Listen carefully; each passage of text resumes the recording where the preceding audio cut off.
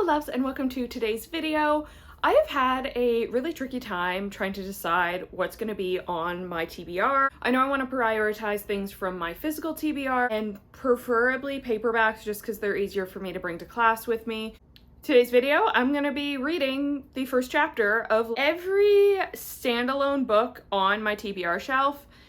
Give them a rating from 1 to 5 as to like how much I enjoyed it, what I think its eventual rating might end up being, so I know where I should be grabbing from for the things I think I'm gonna like the most. Okay, my bookshelves are kind of organized by size, so this is the stack that doesn't actually fit anywhere, and this is the one I'm going to start with. Of this stack, Starter Villain might be the one that ends up being the highest rated, but I am also really excited for Notes on Execution, so we'll get started on this stack and I'll let you know which one comes out on top. I have read the first chapter of all the books in the first stack and I've ordered them favorite to least favorite. So we'll start with the favorite because I put it on top.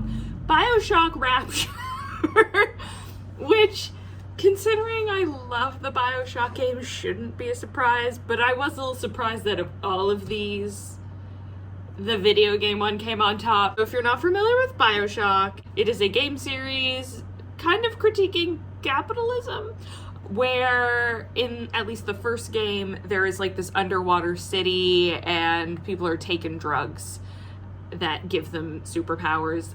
That's probably not a great description of the game, but you get the vibe. BioShock Rapture, I think, is like the backstory of how that city came to be. The city's called Rapture. That's what the city's called. And the prologue is about the founder of the city, which I think is Andrew Ryan. Yes, Andrew Ryan. He has multiple names. And in the first chapter, they just called him the Great Man. The bombs were just dropped, the nukes, in World War II, and he's like, I gotta move forward with my fucking underground city, guys. And that's the prologue, and then you get a little flashback to him like fleeing Russia. I'm a little surprised that that was the one that drew me in the most, but like that drew me in the most because I find this world building really interesting. So this was my favorite of the stack. That gets the top of the stack. Then we have Notes on an Execution by Danya Kukafka. This first chapter is second person, I think, narrative. I think that's what it's called, when it's like, you did this. There's this man on death row because he's the girly killer, I think they called him. It is the day of his execution, so he's like getting ready for the day and ruminating on like how he thinks the guard is in love with him, I think. I got the vibes. He doesn't explicitly say in love with him, but like definitely likes him and believes that he's innocent. I was drawn in by that. I don't know how I feel about it being second person narrative though, so. Second. Third is Please Rate Your Satisfaction, Other Unsettling Stories. This is a short story collection. I wasn't going to include any of them in this video, but I grabbed this one, so here we are. This I did enjoy the first story of. I don't think it was a 5, but I do think it was a 4. So in the first short story, this neighborhood, they all have like personal robot, and this guy's personal robot starts watering his lawn with gasoline, and they're like, huh, weird. Apparently the robots have been given a virus and they're killing their owners. Enjoyed that. It wasn't a 5-star, but it was a 4, and like this is the tiniest fucking book, so I could probably finish this tonight if I so chose, but we got a lot of books to read the first chapter of. So Mountain in the Sea by Ray Naylor.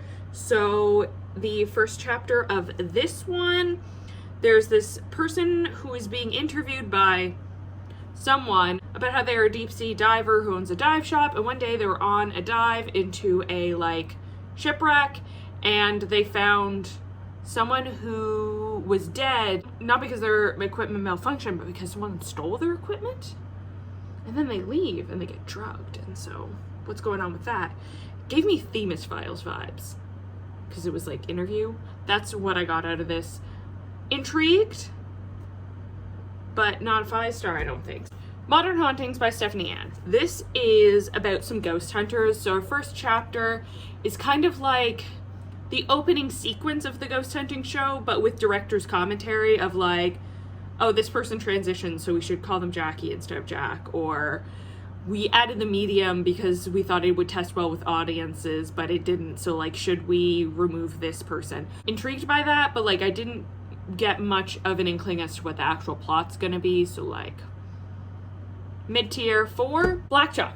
This one was, until the very last line of the chapter, the one that had me hooked the most. So it's these two friends and they're like, oh my god, did you hear that our third friend died? And the guy's like, yeah, I saw his ripped apart corpse. Oh my god. Hooked me in. And then the very last line of the chapter is like, oh, and by the way, me, the female friend, I'm 3 months late. And the baby, fuck, is pregnancy in it. And they announced the pregnancy in like the first chapter. So I'm like, this almost was gonna be my top one. And then they introduced that and that like bumped it down. And I think I gave it a 3. Honestly, if the rest of it hadn't been so good, it probably would have been like the bottom of the stack. So starter villain, I gave a 3 because this one has, I think, potential to be a lot higher. But the first chapter is about this guy just getting a bank loan and going into his backstory about how like his family basically doesn't talk to his uncle and his uncle has died. Not exactly the most hooking, intriguing start to a book, but the plot that I know this has after, and based on like other people's thoughts on it, I'm like 3. But the worst one, what the fuck was that? First of all, was like very stream of consciousness in terms of writing. Hated that. A lot of like sentence fragments. Hated that. And basically about this person being like, the whole universe was in a hot, dense state. And nearly 14 million years ago, expansion started. Wait. And then Eve happened, and then Joan of Arc happened, and then this happened. And then I got a boyfriend, and I decided to start the quest to be the best girlfriend ever, but also childhood trauma. I'm like, this was rough.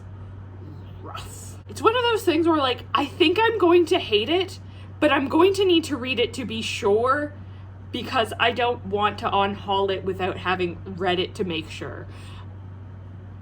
I'm gonna hate read this, I feel. So it's bottom of the stack for this stack. So that is the first stack of books read. And so far, BioShock Rapture is on top. Let's go retrieve the next stack of books. I went to read my first chapter of Mountain Fast, and apparently it's signed. Didn't know that. Isn't marked on the outside of the book, and this was like a mystery bundle I got from Little Ghost Books. So that's cool. Hopefully I like the first chapter. Stack number 2, I've now read. What order do you want to do this in? Okay. Number 1 was Lies, Inc. Not surprising because I love Philip K. Dick, but this one starts with like, hey, we're the department of something, and we just run a bunch of computers whose only job is to lie to people. You mean AI? Whoops, did I say that? And then they find out that one of the computers like transmits the memories of a rat to this random guy, and we're like, we don't know why the computer did that. So interesting. Love it. Okay. Recursion by Blake Crouch. First chapter of this one, there's a police officer who shows up to a woman who's about to jump off a building. And why does she want to jump off the building? Because she has false memory syndrome, where she has memories of a completely different life, except that's not the life she's currently living. And she has like these 2 incompatible lives stuck in her head. So she ends up jumping off a fucking building. I'm intrigued, okay? Yes, 5. Una Out of Order. This one where she's like, oh, I look at my silvery hair in the mirror and I remember that my life is playing out in a weird order. I already kind of knew that, but like, I'm still intrigued by that as a premise, okay? So I think that's like a 4. Militia by Stephen Dos Santos. This one is about a group of teenagers who are like finishing up high school. They're like working on their transcripts for college, and one of them has a rich dad who owns this island amusement park where a bunch of people fucking died, including his mom, I'm pretty sure. So they are doing like a documentary on this island about it. That was the setup. They arrive. Didn't get any more than that. Seems alright. I am not sure if this one is YA or adult, because they made a dildo joke, and I'm like, in the first chapter for a YA? I don't know. Maybe this is adult fiction, but oh no, it says YA influencer outreach. Interesting. Okay. Horse by Geraldine Brooks. So this book on the back says it's about racehorses, but also racism. So our first chapter, we're in like 2019, the current day, and this, I think he's a black man living in this neighborhood that's predominantly white. His neighbor was like kind of passive aggressively microaggressions at him. Her husband just died, and she's like cleaning out her furniture, and she sees her struggling, so he like goes to help her. She's like, help yourself to anything in this pile, and then he finds a horse. I'm a little hooked, but also not like super hooked, so like a 3 for that one. Mountain Fast. So this one feels very, okay, it says 1468, so this is like medieval times.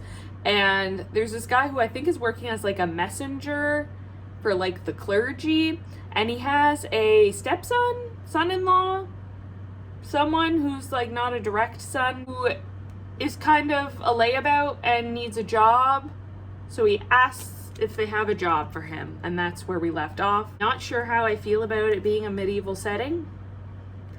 Also a lot of talk about like clergymen, and I'm not really a big fan of that, so I think I gave that one like a 3. Pachinko. The first chapter of this one, we have a parent situation, and they have a child who has a cleft palate and also a wonky leg, and they have to try and find him a wife. So they go to a matchmaker who's like, I have this partner for your son. And then they get married and have kids, and then one of, I think the husband dies. That was all the first chapter. From this guy's birth to his death, basically. So I don't know where we're going from here, but also not very compelling to me as a person. Also, this book is so long. So I'm like, what could we possibly have to say?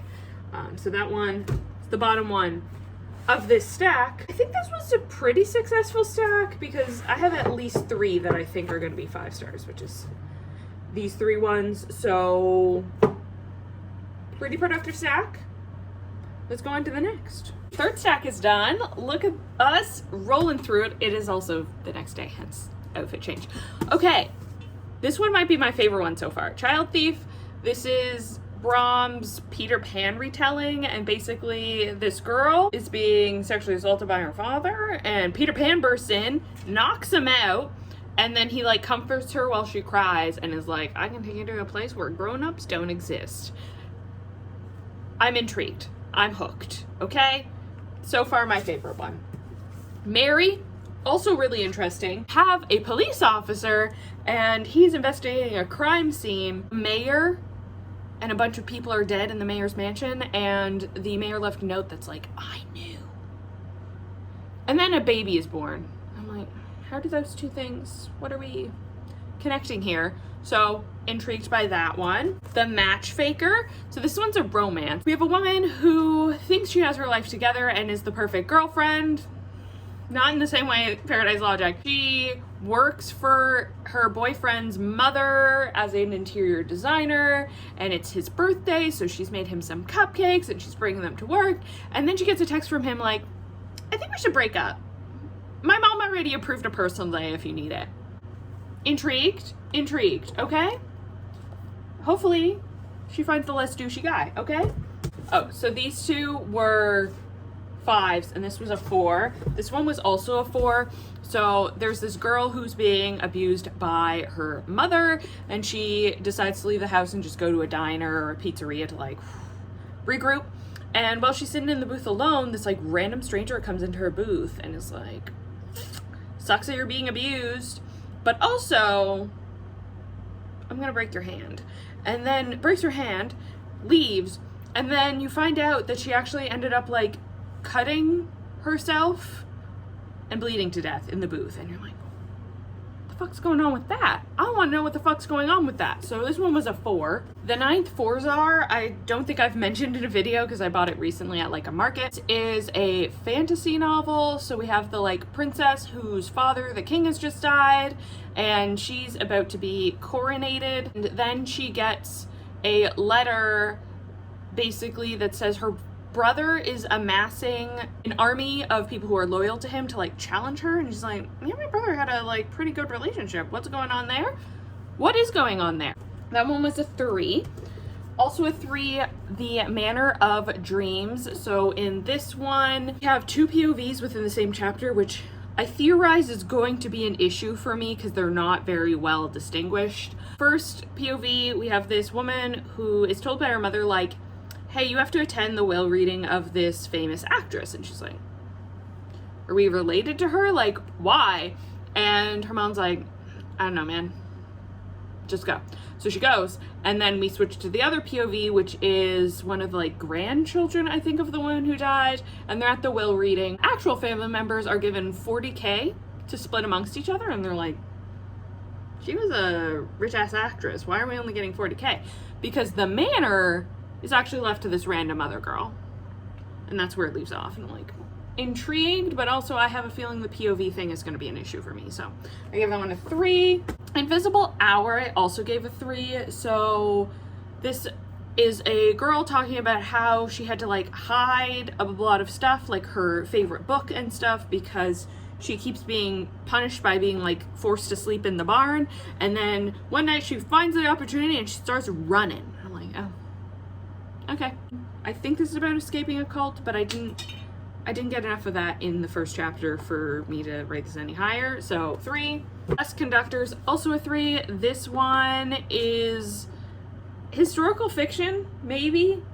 It does say a novel, so it's definitely fiction. First chapter is about, what the fuck is this guy's name? Lev Terman, who invented the theremin, which is like the instrument that uses like weird sound waves and you like play it by moving your hand thing. So it's just about how he invented that and then escaped Soviet Russia. So I don't know how I feel about that yet. I'm very picky when it comes to historical fiction. Maybe that one will have an interesting plotline eventually, but for now it was just a history lesson. 3. Okay. Then The Wild Dark gets a 2. This one also had a cop as a main character. So we had a little preview of her like living in a cottage, and then she hears someone like calling her name outside. And then we switch back in time and a little girl has gone missing and she's a cop, so she's like trying to find her. And then it's also Thanksgiving and they're like, well, shift change, and she wants to stay and try and look for this kid, but her partner's like, let the people who have fresh coffee and fresh eyes like search for her. So then they go to Thanksgiving dinner and then her like fiance shows up, but like her fiance travels for work, so they're kind of distant, and I don't know how I felt about that relationship. And also a cop POV. It was a 2. I don't know how I feel about that one quite yet. That is stack number 3 done. So it's a few days later. I read first chapter of all of my standalones except for Islands in the Net, because the first chapter, this one's like 27 pages long, and I literally was putting off summarizing everything else for you because I couldn't bring myself to read the 27 pages of this first chapter, which I think firmly places this at like a 2, because I read like the first 3 and then couldn't even bring myself to read the rest because I was not in the mood for it. Persuasion, I couldn't tell you what happened in it. I'm really bad with the type of English that is Jane Austen and the ilk, so I'm gonna unhaul this. It's such a beautiful edition that I feel bad doing it, but I'm never gonna want to read it, so why am I keeping it? Okay?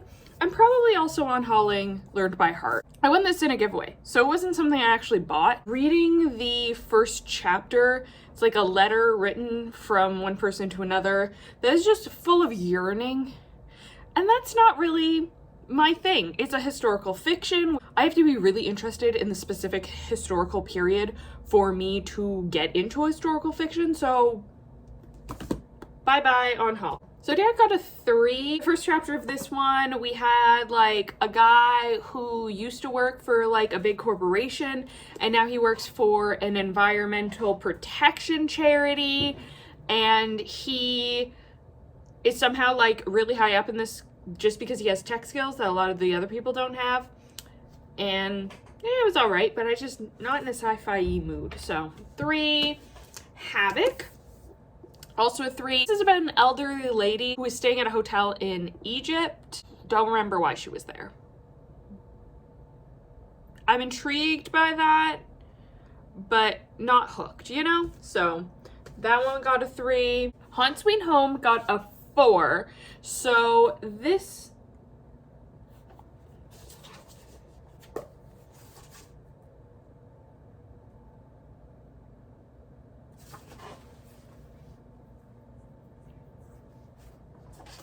So this one's similar to Modern Hauntings, starts with a transcript of like a ghost hunting adventure where the ghost is communicating them by throwing books at them. I'm intrigued by that. This is also a really short book, so like I'm not interested. And I think it'll be like a quick little read when I do get to it. So 4. Invisible Life of Addie LaRue. This one I also gave a 4. In our first chapter, our main character, I think it's implied that people don't remember her and she's not allowed to tell people her real name. So she's been sleeping with this guy, but he every night wakes up and is like, I'm so sorry, I don't know how drunk I was. I normally like this. I can't remember your name. He's been like feeding him parts of a composition because she can't directly leave her impact on the world, but she can like indirectly do it, which I'm hooked. I'm intrigued by. But I don't feel like it's something I want to pick up immediately, so I got a 4. Then we have Family Business by Jonathan Sims. In our first chapter of this one, our main character is on her first day as a crime scene cleaner. So some hoarder has died and they're cleaning out her possessions, and she finds a locket. And I don't know yet if the locket is significant, but I feel like it might be. Figure that out. It was a 5. I am kind of bought into this and interested to see where it goes. And then last, also a 5, Fledgling by Octavia E. Butler. This is about a main character who has just woken up basically in the dead leaves of the forest. It's just an incredible thirst.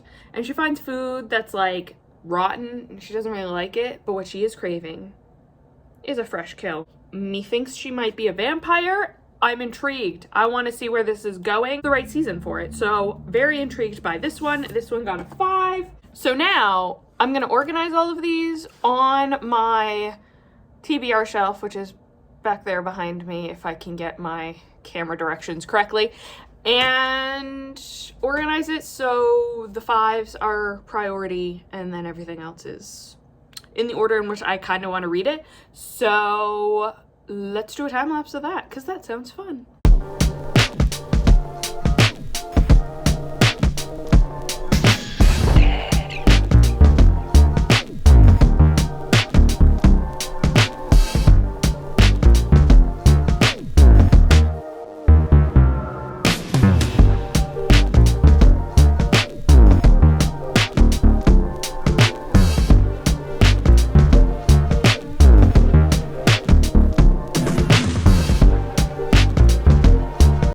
Okay, the shelf is now reorganized because I'm on Hauling Persuasion and Learned by Heart.